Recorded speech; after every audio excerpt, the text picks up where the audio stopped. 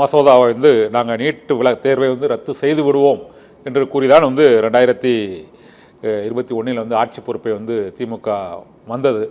ஆனால் அந்த 4 ஆண்டுகளாக அதற்கான சட்ட போராட்டங்கள், பல்வேறு வகையான கூட்டங்கள், தீர்மானங்கள், அனைத்து கட்சி கூட்டம் என்று அந்த பெயரளவில் தான் அந்த நடவடிக்கைகள் இருக்கின்றன என்றும் அதற்கான உறுதியான நடவடிக்கைகள் எடுக்க முடியவில்லை என்ற பிரச்சாரத்தையும் அவர்கள் முன்னெடுக்கும் போது இது திமுக கூட்டணி அதை எப்படி எதிர்கொள்ள போகிறாங்க? ஏனென்றால் 5 ஆண்டுகளில் நிறைவேற்ற முடியாத பெரிய ஒரு கோரிக்கை அல்லது ஒரு வாக்குறுதினா அந்த நீட் ரத்து தான்.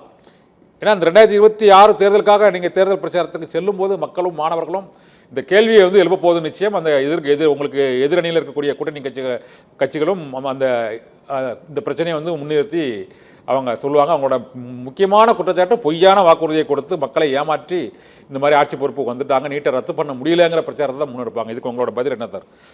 சரி, நீங்க சொல்லுங்க. ஒரு தேர்ந்தெடுக்கப்பட்ட அரசு ஒரு சட்டத்தை வாங்கணும்னா என்ன வழிமுறை? அதே தான் இந்த அரசு பண்ணாம விட்டுதா? என்ன பண்ணாங்க? சட்டத்தை ஏற்றினாங்க, அதோட மட்டும் நிக்கல. நீங்க இடஒதுக்கீட்டை பொறுத்தவரை கலைஞர் அவர்கள் இஸ்லாமியர்களுக்கு உள் ஒதுக்கீடு கொடுத்தாரு. பிசில இருந்து பிரிச்சு எம்பிசி ஒதுக்கீடு கொடுத்தாரு. ஒடுக்கப்பட்ட மக்களுக்கான இடஒதுக்கீட்டுல இருந்து பட்டியலினத்துல இருந்து அருந்ததியருக்கு தனியா உள் ஒதுக்கீடு கொடுத்தாரு. இது எல்லாமே பாதுகாக்கப்பட்டிருக்கிறதா இல்லையா? பாதுகாக்கப்பட்டிருக்கிறது. ஒரே ஒரு ஒதுக்கீடு தான் திரு எடப்பாடி பழனிசாமி கொடுத்தாரு. அவசரமா தேர்தல் அறிவிப்பு வர்ற அன்னைக்கு ஒரு உத்தரவு போட்டு கொடுத்தாரு. அது 7.5, அது நிலைச்சுதா? 10.5, அது நிலைச்சுதா? நிலைக்கல. சரி, 7.5 அரசு மாணவர்களுக்கான இடஒதுக்கீடு கமிட்டி ரெக்கமெண்டேஷன்ல 10% கொடுத்து 7.5 சட்டமாக்கிறதுக்கு கையெழுத்து போடல கவர்னர் அன்னைக்கும்.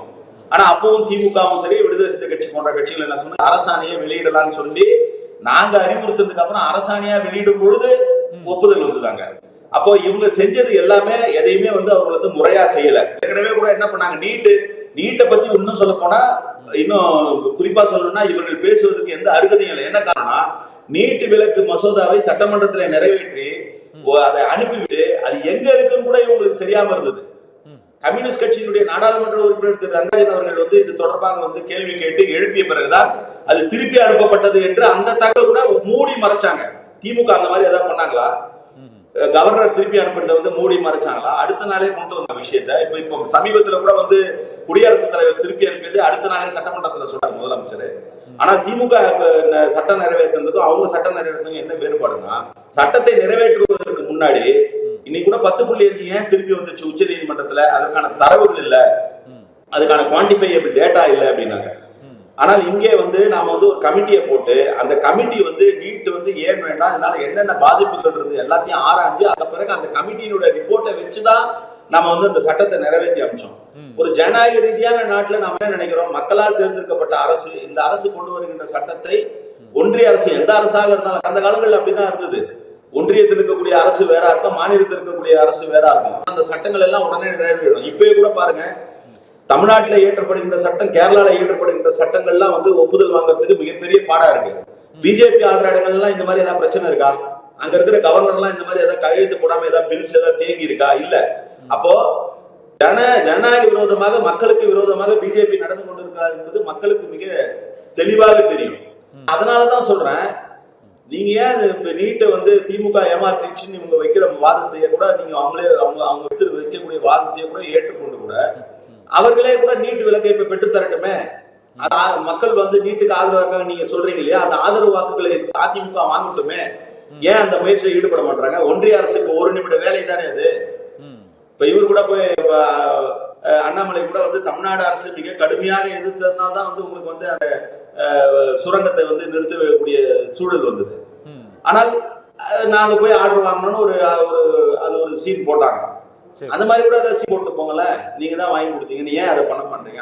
தமிழ்நாட்டு மக்களுக்கு தெரியும் பிரச்சனையை பொறுத்த வரைக்கும் திமுக முறையாக கையாண்டு இருக்கிறது என்பது தெரியும். அதிலும் குறிப்பாக இப்போது நீதிமன்றத்தின் மூலம் ஜல்லிக்கட்டு போராட்டம் போலவோ, ஜல்லிக்கட்டுக்கு அந்த அனுமதி வாங்கியதை போலவோ, அல்லது இந்த ஒரு முதல் அரசியல் சட்ட திருத்தம் கொண்டு வந்ததை போலவோ, இந்த நீட்டுக்கு வாங்குவதில் இவ்வளவு நெடிய போராட்டம் ஏற்படுவதா என்னோட கேள்வி. கொஞ்சம் சுருக்கமாக சொல்லுங்க. அதுதாங்க நீங்க அன்றைக்கு இருந்த ஆட்சியாளர்கள், திமுக அல்லது தந்தை பெரியார், திமுக தந்தை பெரியார் வந்து அன்னைக்கு போராடி வந்து நீங்க வந்து இடஒதுக்கீடுக்கான சட்ட திருத்தத்தை கொண்டு வந்தாரு. காங்கிரஸுக்கும் பெரியார் காங்கிரஸ் விட்டு வெளியில வந்துதான் திராவிடர் கழகத்தை நிறுவினாரு. ஆனாலும் கூட இந்த உணர்வுகளை, மக்களுடைய உணர்வுகளை மதிக்கக்கூடிய அரசாக இருந்தது. ஆனா டெல்லியில இருக்க அரசு அன்னைக்கு கூட வந்து ஓ பன்னீர்செல்வம் வந்து இந்த ஜல்லிக்கட்டுக்கான சட்ட திருத்தத்தை வந்து அவங்க நிறைவேற்றி கொடுத்ததுக்கான காரணம், அவங்க அவருடைய ஆளாங்க நிறுவனத்துக்கு முயற்சி பண்ணாங்க. ஓ பன்னீர்செல்வத்தை திரு ஓ பன்னீர்செல்வம் அவர்களுக்கு அவருடைய ஆளாக நிறுவுவதற்கு அவருக்கு ஒரு பேக்கிங் தேவைப்பட்டது.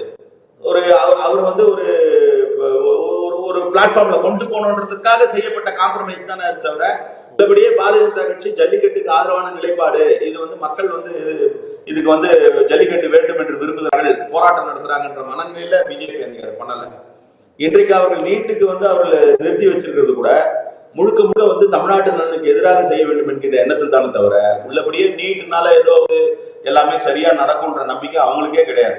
அவங்களுக்கே தெரியாது வட மாநிலங்கள்ல வந்து என்ன மாதிரியான சூழல் இருக்குன்றது அவங்களுக்கே தெரியும்.